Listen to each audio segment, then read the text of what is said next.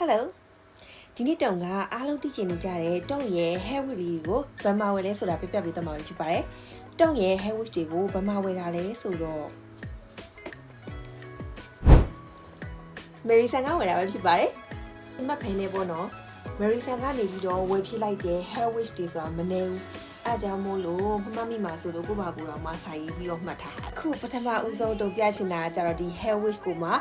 curly hair လေးကိုမှအနက်အရှိလေးပေါ့နော်သူကရေပတ်အောက်နာခါတော့လောက်ထိရှိတယ်အရန်လှတယ်ပြီးတော့အဓိကတုံကြိုက်ဆုံးချက်ကသူ့ရဲ့ဒီမှာဒီဥရေပြ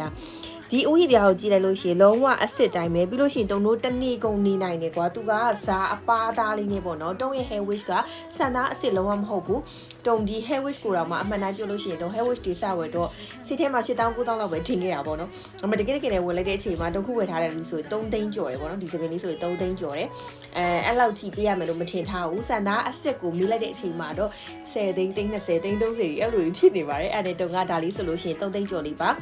hair wig လေးကိုမတက်ခင်စပင် spray လေးပြန်ပြီးတော့ခေါင်းလေးတစ်ချာဖြီးပြီးတာနဲ့တက်လိုက်ရပါပြီကဲဒါလေးကတော့ပထမဦးဆုံး hair wig design လေးပါရှင်ကဲဒါလေးကကြတော့နောက်ထပ်တစ်မျိုးဒါလေးကကြတော့အနီလေးပုံမှာသူက curly hair မဟုတ်ဘူး wavy လောက်လေးပဲတွားပေးထားတယ်ဒါလေးကိုတုံကဘာလို့ဝယ်လာလဲဆိုတော့တုံက princess area ကိုရမ်းကြိုက်ပါတယ်သူ့ရဲ့စပင်လေးနဲ့သူလို့ဆိုပြီးတော့တုံရမ်းကြိုက်လို့ဆိုပြီးဝယ်လာဒါလေးဆိုရင်လည်းသူက4သိန်းနီးပါးပေးရတယ်ပေါ့နော်သူ့ရဲ့ဥယျာဉ်ပြားလေးဆိုလို့ဒီမှာကြည့်လုံးဝတုံလို့အစ်စ်အတိုင်းပဲပေါ့နော်အရန်ကိုမှတက်တောင့်တက်တာဖြစ်တယ်တက်ရတာလည်းအဆင်ပြေတယ်တက်ထားတဲ့အချိန်မှာလည်းဆန်သားအတုနဲ့လုံးဝမတူပဲအစစ်နဲ့ 90% လောက်ထိတူတယ်သူရဲ့ဆန်သားကလည်းမာပြီးတော့ကော်သားကြီးတွေကန်ရတယ်လို့မျိုးမဖြစ်နေပဲနဲ့တကယ်ဆန်သားလေးကိုကန်ရတယ်လို့ပဲပေါ့နော်အရန်တက်တောင့်တက်တာဖြစ်ပါတယ်ဒါလေးကတော့တုံရဲ့နံပါတ်1အကြိုက်ဆုံး7လေးပါကဲဒါလေးကကြတော့တုံပေါ့ပပလေးလေးတက်လို့အဆင်ပြေမယ်ထသွားလာသွားဘယ်နေရာပဲဖြစ်ဖြစ်တက်လို့အဆင်ပြေမယ်လို့ထင်ပြီးတော့ဝယ်ထားတာလေးပေါ့နော်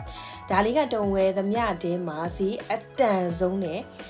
တက်ရတာပေါ့ပါမှုအရှိဆုံးပေါ့အကုန်လုံးကတော့ဇာအောင်မှအပါသားလေးနေပဲဆိုတော့ဥပမာနေရတာအရန်အေးတယ်အရန်တောင့်တဖြစ်တယ်အော်ဒီဒီဇိုင်းလေးကကြတော့တုံဘာစိတ်ကူးပေါက်ပြီးဝယ်လိုက်တာလဲဆိုတော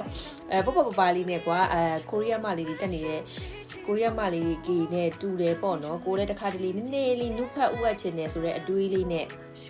ဝယ်လိုက်တာသူပြီးတော့ဒီဘန်းလေးတွေကကြတော့ကိုလို့တလို့ညှက်လို့ရတယ်ပုံသွင်းလို့ရတယ်စံသားတွေအကုန်လုံးကအဖြောက်အကောက်တိုက်တယ်လို့ရတယ်ကွာဒီကအဲ့ဒါအရန်အဆင်ပြေတယ်ပြီးတော့ဒါလေးကတုံတသိန်း2000လားတသိန်းမပြည့်ဘူးလားမသိဘူးအဲ့လောက်လေးပဲပေးလိုက်ရတယ်ဒါလေးကအတန်ဆုံးပဲ तू ကဒီလိုမျိုးပုံစံလေးကသူ့ရဲ့ original ပုံစံအဲ့လိုမျိုးလေးတက်လဲရတယ်ဒီလိုမျိုးလေးတက်တယ်ဆိုလို့ရှိရင်လည်းရတယ်ပေါ့နော်ကိုကြိုက်တယ်လို့တက်လို့ရတယ်ကွာဒီဟာလေးကကြတော့အဲ့တော့ဒါလေးကိုလည်းတုံရဲကြိုက်တယ်အဲ့ဒီတော့နောက်ထပ်ပုံစံတစ်မျိုးသွားမယ်โอเคကဲခုနကအနီအရှိလေးပြီးရင်ဒုတိယအကြိုက်ဆုံးကဒီအနီအတူလေးပါဒါလေးကကြတော့တုံနဲ့အရန်လိုက်တယ်လို့ခံစားရတယ်သူ့ကိုတက်ကြီးဝယ်ဖို့သွားတာမျိုးမဟုတ်ဖ ೇನೆ ပေါ့နော်။ဘာများအတိရောက်လဲဆိုပြီးဆိုင်အောင်သွားကြည့်ရင်လည်းအဲ့ဆိုင်ကညီမလေးတွေကနေပြီးတော့ဒါလေးတက်ကြီးပေါ့နော်။ဒါလေးဆိုလို့ရှိရင်တုံနဲ့တော့အရန်လိုက်မယ်ဆိုပြီးတော့သူကပေးတက်တာပေါ့နော်။အဲ့နဲ့တုံတက်ကြည့်လိုက်တာ။အဓိက Marison တော့ဗာကြိုက်တာလဲဆိုတော့ခုနကတော့တုံပြန်ကြိုက်တယ်ဆိုတော့နံပါတ်1ကြိုက်ဆုံးဆိုတဲ့သပင်အရှိပေါ့နော်။အဲ့ area သပင်လေးပေါ့။အဲ့ဒီဥစ္စာလေးကိုကိုကဆန်သားတွေအရင်ကျွတ်လာပြီးစပင်းအရင်ကျွတ်လာပြီးအဲ့ဒီစပင်းတို့ကလည်းကျွတ်တယ်နော်ဖီလုံးကကြီးကျွတ်တယ်အဲ့လိုမျိုးကျွတ်လာပြီးကိုစိတ်ထဲမှာရိုးသွားပြီလို့ထင်ရင်လည်းဒီလိုပုံစံမျိုးသူကအဖြောင့်လိုပုံစံမျိုးပြန်ညှက်လို့ရတယ်မရဲ့တဲ့မဝယ်ပါနဲ့လာပေါ့တုံအဲ့လိုပြောတာဒါပေမဲ့လေတုံကအရန်ကိုမှကြိုက်ပြီးတော့ဒါဝယ်လာတယ်ခုနဟာက4သိန်းပါပေးရတယ်ဒီဥစ္စာကလည်း4သိန်းပါပဲအတုံနဲ့အရှိန်တို့သူ့ရဲ့ဆန်သားကလည်းပိုကောင်းတယ်ပြီးလို့ရှိရင်ဒါလေးဆိုလို့ရှိရင်လုံးဝဥယျာဉ်ပြားဆိုလဲအစ်စ်အတိုင်းပဲပေါ့နော်အဲ့တော့ဒါလေးကိုလည်းတုံအရန်ကြိုက်ပါတယ်သူကကြာနှစ်ထပ်ပုံစံ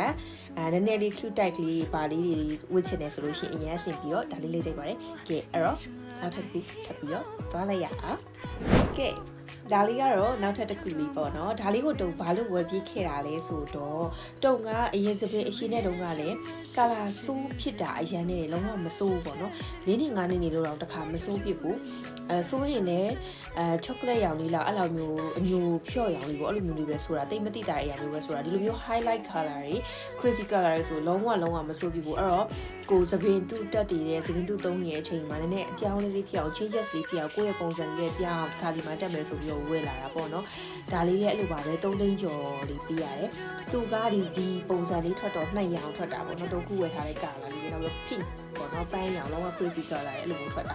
တုံကဒီရောင်လေးဝယ်လာတယ်ဘာလို့ဆိုတော့သူကအောက်က အနက်ကလေးနဲ့ဆက်ထားတယ်ဒီဥယျာဉ်ပြားနေရာလေးကလည်းအနက်နဲ့ပြန်ပြီးတော့သုံးမိထားဖြစ်တဲ့အတွက်ကြောင့်မို့သူကအစစ်ကလေးနဲ့တော်တော်လေးတူတယ်ပြီးတော့ဒီဆန်သားကိုအရန်လေးစိုက်ရတယ်ဘာလို့လဲဆိုတော့ crazy color သုံးထားတာဖြစ်တဲ့အတွက်ကြောင့်မို့ဆန်သားဖွာသွားတာကိုကြမ်းသွားတာလို့ဆိုလို့ရှိရင်